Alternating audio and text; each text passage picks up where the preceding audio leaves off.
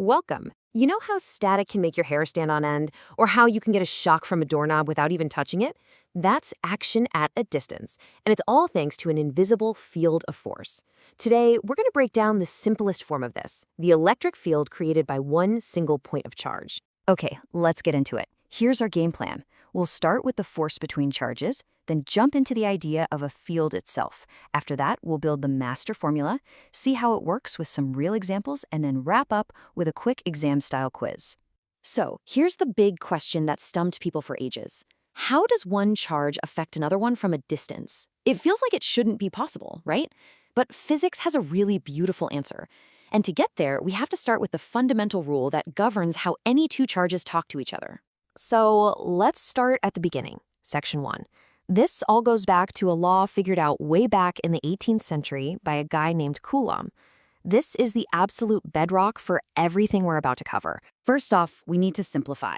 In physics, we love making things simple. So we imagine what's called a point charge. Just think of an electron or a proton. They're so tiny that we can pretty much ignore their size and just treat them as a single point in space that has a charge. Easy enough, right? So what happens when you get two of these point charges together? Well, Coulomb's law tells us exactly what to expect.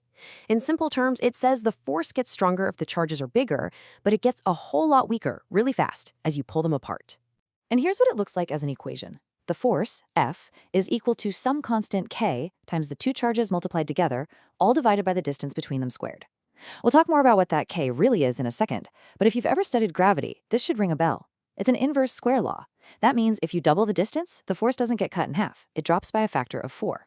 Okay, but hold on. If you look at Coulomb's law, you need two charges, Q1 and Q2, which leads to a really interesting question. What if you only have one charge? What's it doing to the empty space all around it before a second charge even shows up? The answer is the electric field. It's an invisible influence that the charge creates in the space around it. The best analogy is gravity. Think about the sun. It creates a huge gravitational field all around itself. That field is just there. It exists whether or not the Earth is around to feel its pull. Well, it's the exact same idea for a charge. It creates an electric field that's always there, just waiting. And we can actually put a number on how strong this field is. We call it electric field strength, or E for short. The definition is super straightforward. It's the amount of force a charge would feel divided by the size of that charge. So E equals F over Q. It's basically the force per coulomb at any given spot. Okay, now for the really clever part. We can take these two big ideas, Coulomb's law for the force and our new definition for the electric field, and we can combine them. And by doing that, we're going to build a brand new formula that's way more powerful. So we've got our two starting points. First, there's Coulomb's law. And remember that K constant from before? It's really just shorthand for 1 over 4 pi epsilon naught. We'll use this more fundamental version. Then we have our simple definition for the E field. E equals F divided by Q. Now this is the key move. We're going to take that whole big expression for force from step 1 and substitute it into the F in our E field equation. And when we do that, something awesome happens. You see that little Q, the test charge? It's now on the top and on the bottom of the fraction, so it just cancels out. And look what we're left with. It's beautiful. The test charge is completely gone. This equation tells us that the electric field E depends only on the charge making the field, Q, and how far away you are, R. That little epsilon naught symbol is just a constant of nature. It basically describes how well an electric field can travel through a vacuum. This right here, this is our master formula. Okay, enough theory. We've built the formula, now let's have some fun with it.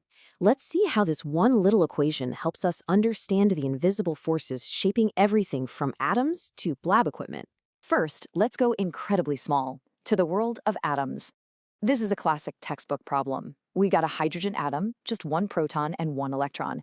The goal is to use our new formula to calculate how strong the proton's electric field is at the exact location of the electron. To do this, we just need to list out what we know. The charge of the proton, Q, is that fundamental value, 1.6 times 10 to the minus 19 coulombs. The distance, R, is unimaginably small, 5.3 times 10 to the minus 11 meters. And then, of course, we have our constant, epsilon naught. So let's plug them in. We stick those numbers into our formula, punch it into the calculator, and wow, we get 5.1 times 10 to the power of 11 newtons per coulomb. That is an enormous field strength. It's this incredibly powerful field that generates the force holding the entire atom together. Okay, now let's zoom way out, from the atom to a piece of equipment you can actually see in a physics lab, a Van de Graaff generator.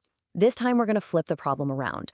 We know the maximum electric field the dome can handle, and we want to figure out how much charge you need to create that field. So what do we have? We're given the max E field. We're told the diameter is 36 centimeters, so the radius is half that, 0.18 meters. Now, here's the cool part. For a charged sphere, the field outside it acts as if all the charge was a single point right at its center. And that means, yep, we can use our point charge formula. We just have to do a little algebra to rearrange it and solve for Q. So after we rearrange the formula and plug in the values, the math tells us the total charge needed on that dome is 7.2 times 10 to the minus 8 coulombs. That's just 72 nanocoulombs.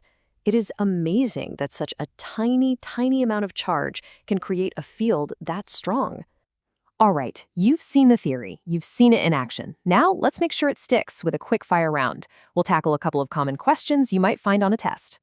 This is a great question because it really tests if you understand the why behind the diagrams we draw. Why do the arrows always point away from positive charges but toward negative ones? The whole answer is in the definition we agreed on. By convention, electric field lines show the direction of the force on a tiny, imaginary, positive test charge.